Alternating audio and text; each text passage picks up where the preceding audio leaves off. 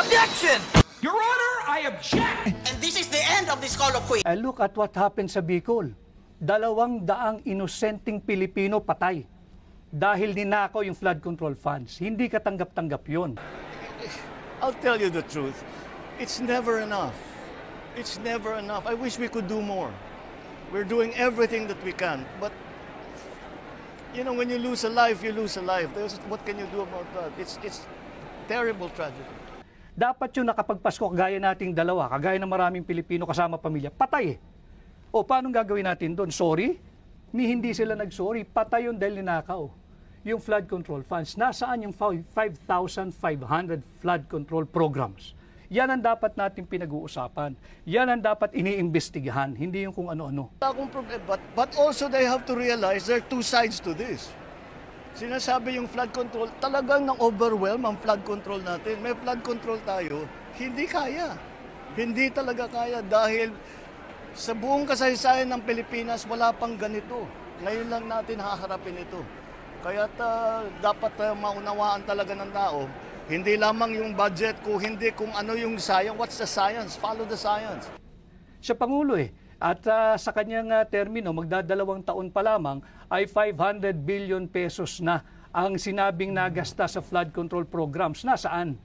Nasaan? Yung sa Bicol na nalubog, bilyong-bilyong piso yun. Bakit nalubog? See what's happening. Tignan ninyo, hindi lamang dito. Nakita nyo ba yung nangyari sa Espanya?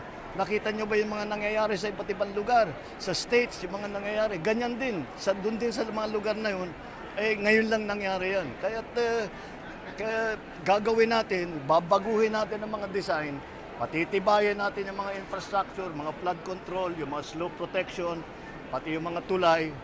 Lahat yan, kailangan natin baguhin, tignan natin na mas magandang design. Look at what happened sa Bicol. 200 inosenteng Pilipino patay dahil ninakaw yung flood control funds. Hindi katanggap-tanggap yun. Patay eh. O paano gagawin natin doon? Sorry?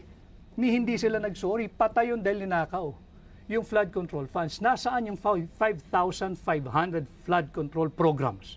Yan ang dapat natin pinag-uusapan. Well, that's always been a problem, but it's not been as severe as it is now. And again, it's climate change. It's something that never happened before.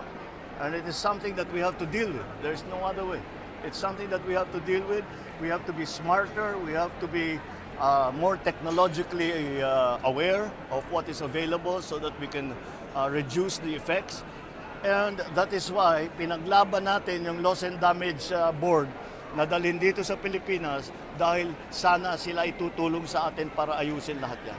Yan ang dapat iniimbestigahan, hindi yung kung ano-ano. Kanyang termino, magdadalawang taon pa lamang ay 500 billion pesos na ang sinabing nagasta sa flood control programs. Nasaan?